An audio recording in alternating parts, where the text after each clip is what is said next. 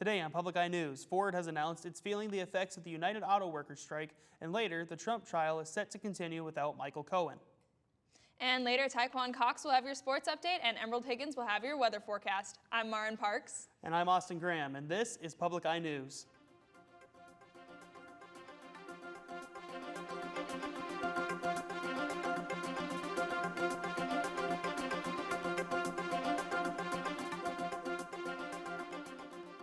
Wisconsin Governor Tony Evers announced that he will use newly discovered federal funds to keep a pandemic-era child care program in place for a year and a half. Evers' administration said that they will use $170 million from the Federal Emergency Management Agency to keep the Child Care Counts program running through June of 2025. Evers was unhappy with Republicans, stating that it was unconscionable that they would not extend the program. Quote, "It's time for Republicans to get serious about solving our problems and join us in doing the right thing for our kids and families, our workforce, and our state," end quote. The governor called a special legislative meeting last month to get Republicans to take matters on the issue, but they haven't shown much cooperation. And in Detroit, Ford Motor Company Executive Chairman Bill Ford called for an end to the UAW strike, claiming that it would cost the company its ability to invest in the future. Ford made a speech in a rare appearance in the company's hometown of Dearborn, Michigan yesterday, and stated that high labor costs would limit spending on new vehicle development and investing in factories. "It's the absolute lifeblood of our company," said Ford, "and if we lose it, we will lose to the competition. Many jobs will be lost." The company has 57,000 UAW workers, which is more than GM and Stellantis has.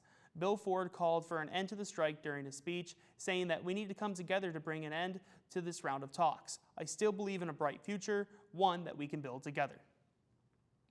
And change may be coming to the Supreme Court following a statement yesterday from Justice Amy Coney Barrett, in which she proposed that the court adopt a standardized code of conduct. Barrett alleged that though all 9 justices agree they hold themselves to the highest ethical standards possible, with many still following the formal canons of conduct that applied to them as appeals court judges, codifying these standards would still prove beneficial. According to Barrett, the adoption of a code of conduct would be primarily beneficial in terms of transparency and communication with the public about the operations of the court. However, when asked about a possible time frame for the justices to discuss and agree upon the contents of the code, Barrett said that she was unable to give a time frame estimate. And here in Michigan, Governor Gretchen Whitmer announced that as part of her program to reduce gun violence called Operation Safe Neighborhoods, over 500 illegal guns have been removed from the streets of Michigan. The operation aims to increase levels of public safety across Michigan by conducting check-ins with felony offenders who cannot legally possess firearms, taking the firearms away before they can be used in a crime. And alongside this operation, Whitmer has also signed 3 of what she considers common-sense gun violence protection laws, which include universal background checks, safe storage requirements, and extreme risk protection orders. In addition to the confiscation of firearms, several sweeps have also discovered illegal drugs and ammunition in the houses. And the Israel-Palestine conflict has led to an increase in threats towards Muslim residents of Dearborn, Michigan, and the surrounding areas. Gino Vici has more. Well, leaders in the Muslim community say this meeting was prompted by several things, including a rise in anti-Islamic rhetoric as well as a rise in threats against the Muslim community, and capped off by the recent arrest of a Farmington Hills man who threatened to kill Palestinians online. We know that dehumanization has a linkage to violence. Muslim leaders held a meeting outside Dearborn PD today to talk about threats of violence against their community and why they think it's happening. It starts off with dehumanizing a group of people, and then it opens them up to a mob-like mentality of people to target, such as the 41-year-old in Farmington Hills. Imam Dawood Walid with the Council on American Islamic Relations, or CARE, is talking about this man, 41-year-old David Mintz, who was recently arrested and charged with making a threat of terrorism online by saying he would hunt down Palestinians and kill them. If they're going to talk about innocent people being killed, it just can't be one side. Walid says he believes there has been very little attempts to differentiate between Hamas, who carried out the terror attack on Israelis in Gaza, and the innocent Palestinians living there. And Imam Imran Salha says politicians are to blame, at least in part, for the rise in threats to Muslims and potentially even worse. And I also hold elected officials responsible who are propagating unverified news about beheaded babies and rape. This is ruining the image of innocent people who have nothing to do with this, and this is not true. Salha pointed out that even President Biden has repeated the unverified claims that Israeli children were beheaded and women were raped by Hamas. The White House has since walked back those claims, but Salha believes this is what's leading to hatred and violence towards Muslims, with one Palestinian boy being stabbed and killed in Chicago. Wadi' al-Fayoumi, 6 years old, who was murdered in Chicago. Back here at home, in light of the threats of violence and the recent local arrest of David Mintz, Walid agrees elected officials need to do better at acknowledging there are innocent civilians on both sides. So we just ask that the rhetoric not only is toned down, but to stop the dehumanization of Palestinians, of Arabs, and Muslims. Bond for Mintz has been set at $500,000 cash. He's due back in court next month. In Dearborn, Gino Vici, CBS News, Detroit. Don't touch that dial. We'll be right back with your weather and national news after this break. Stay tuned. From politics to finance. The more involved, the better. The more issues, the better, because there's so much to do. Wealth is being diversified just like the country is. From entertainment to climate change and more. That not only is my presence felt, but I'm actually driving systemic change. The least amongst us are the ones that are most impacted by the impacts of climate change. Catch it today. Hi, I'm Emerald Higgins, and I'll be doing your Northern Michigan weather. Today on Northern Michigan University's campus, it's a little gloomy, preparing for Halloween. And then in Houghton, it is 53 and mostly cloudy. In Ironwood, it's 53 and sunny. In Iron Mountain, it is 47 and cloudy. Menominee, 51 and cloudy. Escanaba, 46 and cloudy. Then down in Manistee, it's 48 and cloudy. Sault Ste. Marie is 50 and mostly cloudy. And then back in Marquette, it is 50 and mostly cloudy. The winds are out east-southeast at 6 miles per hour. The barometric pressure is 29.97 inches and falling. And tonight it is partly cloudy with a low of 44, and the winds are out of the south-southwest at 5 miles per hour. And then tomorrow it will be rainy with a high of 60 and a low of 50, and the winds out of the south at 13 miles per hour. Looking ahead to later this week, on Thursday there will be a high of 53 and a low of 45, and it will be rainy. On Friday, it will be cloudy with a high of 49 and a low of 41. On Saturday, it will be rainy with a high of 46 and a low of 41. Back to you at the desk. Thank you for that weather update, Emerald. It looks like it's going to be a very interesting week in weather here in Marquette. Absolutely. Leading into Halloween, you can always expect that kind of stuff. For sure. We're going to go into our national news now. Over in New York, former President Donald Trump returned to court today to attend his civil fraud trial.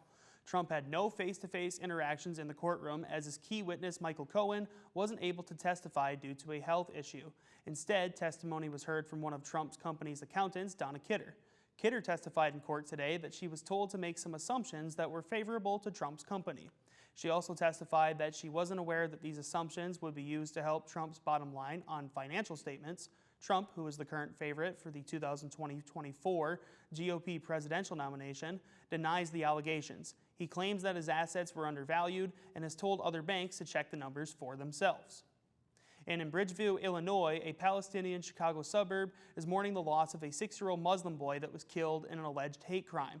Wadea Al-Fayoum, who had just turned 6 recently, was brutally stabbed on Saturday night and died shortly thereafter.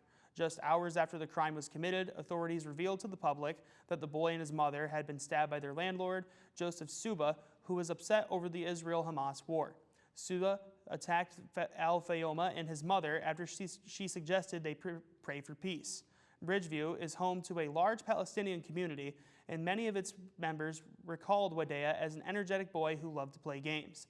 The United States Justice Department has said that it opened an investigation into the attack to determine whether a hate crime occurred. And last night in Brussels, a suspected terrorist attack has killed 2 Swedish visitors to the country. CBS correspondent Elaine Cobb has more information out of London. After a tense overnight manhunt, the alleged attacker was shot by police at a cafe and later died.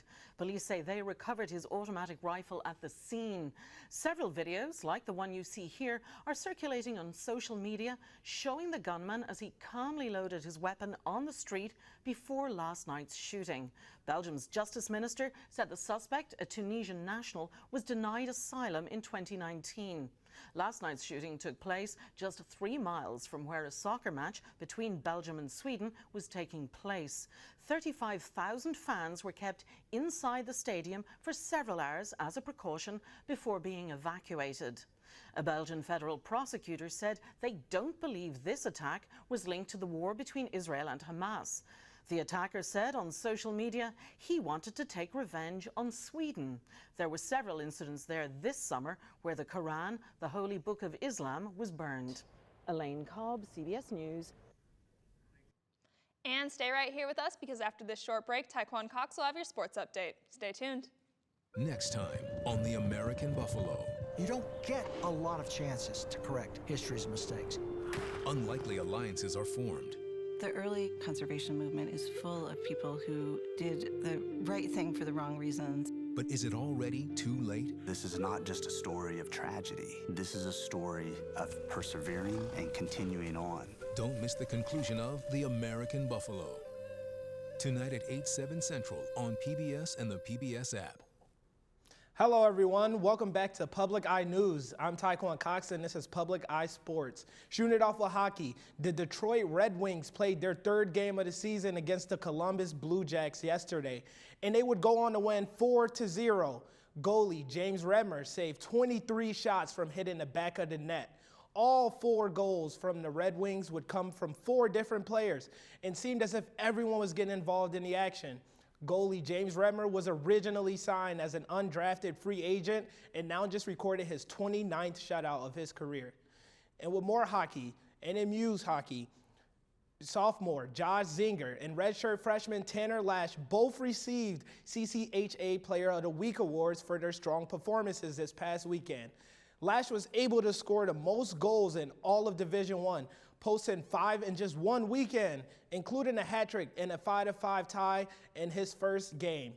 Zinger was able to do the best in the CCHA, passing the puck with 5 of his passes being assists.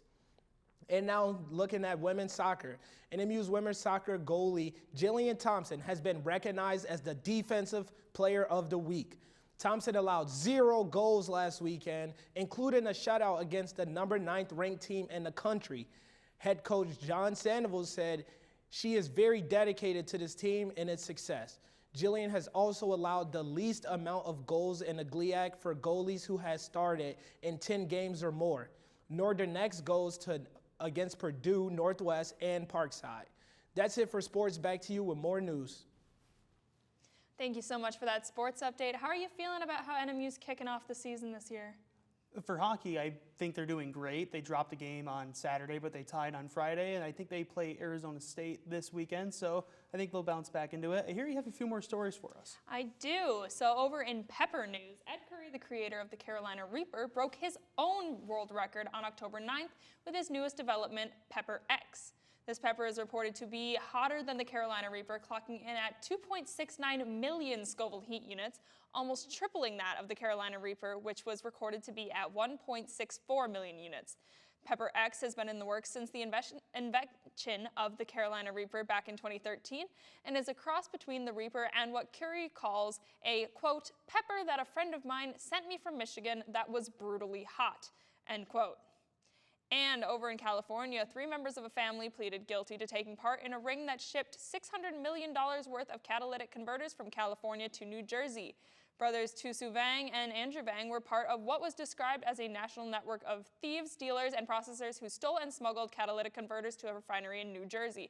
So far, 21 people have been arrested in connection, and that is all the time that we have for today. My name is Marin Parks. I'm Austin Graham. And this has been Public Eye News. See you tomorrow.